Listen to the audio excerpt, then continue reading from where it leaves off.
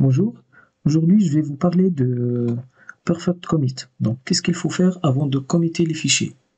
Donc tout d'abord, il faut lister les fichiers modifiés pour vérifier s'il y a un fichier qu'il ne faut pas modifier déjà. Donc avec git statut. C'est bon, j'ai 3 fichiers qui sont modifiés. Donc après, il faut vérifier le code ajouté. Donc juste pour vérifier s'il y a un oubli d'un die, d'un dump, même des espaces et des retours à la ligne qui ne sont pas nécessaires. Donc avec git diff.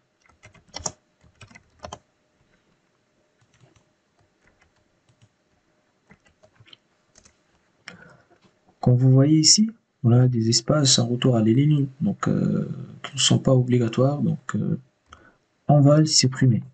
Donc c'est dans le fichier registration control. Donc ici,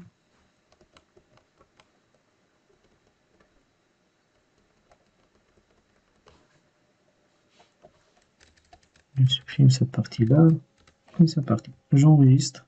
Après, je revérifie une autre fois. C'est bon, j'ai ma modification seulement. Donc j'ajoute ce fichier avec git add.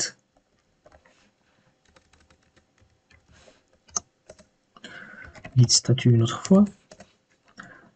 J'ai 2 fichiers, mais je veux que security controller, je vais l'ajouter dans un autre commit. Donc je vais laisser. Mais pour le code de IMAP controller, donc j'ai 2 parties. Une partie que je vais committer maintenant et une partie que je vais laisser pour un autre commit. Donc dans ce cas, qu'est-ce qu'il faut faire? Est-ce que je supprime le code ajouté pour le deuxième commit, après je l'ajoute manuellement? Et donc ici, Git nous propose une option de ce choix-là avec la commande de git add-p. Donc je vous montre.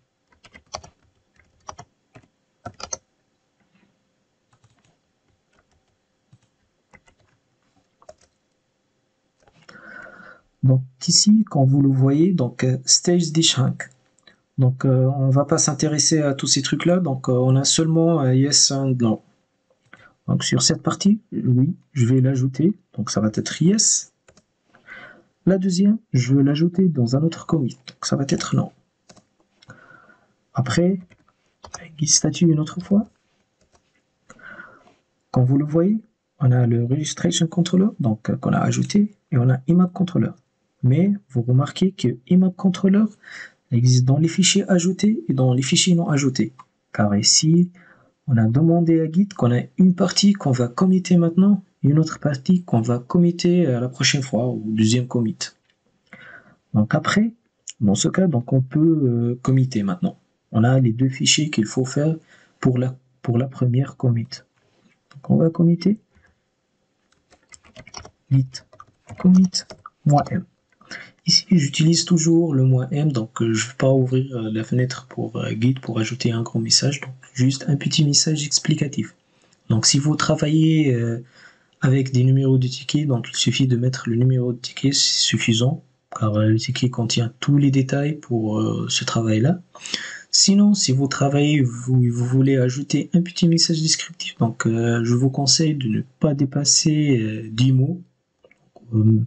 Des trucs simples, juste une petite description pour que la personne qui va accepter ce commit, si vous travaillez avec des PR, donc qui est la personne qui va accepter, donc ça va comprendre de quoi il s'agit ce commit là. Donc par exemple ici, je vais dire first commit.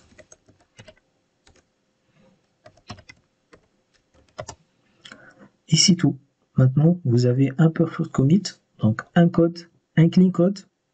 Donc pas des trucs bizarres, pas d'oubli, avec un petit message descriptif, et c'est tout.